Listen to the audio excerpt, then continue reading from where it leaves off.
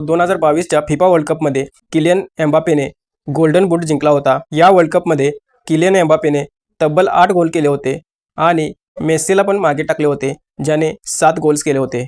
मित्रांनो, Kylian Mbappe सध्या फक्त 27 वर्षांचा आहे आणि तो जगातला सर्वात बेस्ट असा फुटबॉलपटू आहे। मित्रांनो, फिफाच्या इतिहासात सर्वात जास्त गोल करणाऱ्या खेळाडूंमध्ये सर्वात एक नंबरला म्हणजे सर्वात पहिल्या स्थानावर आहे लिओनेल मेस्सी, ज्याने 21 गोल केलेले आहेत। त्यानंतर लगेच किलियन एम्बापेचा नंबर लागतो, ज्याने 20 गोल फिफा वर्ल्ड कपमध्ये केलेले आहेत। मित्रांनो, फक्त 27 वर्षाच्या वयामध्ये एम्बापेने 20 गोल्स केलेले आहेत। म्हणजे बघा, मेस्सीचे सध्याचे वय 39 आहे आणि तो जवळजवळ आता रिटायरमेंटला आलेला आहे।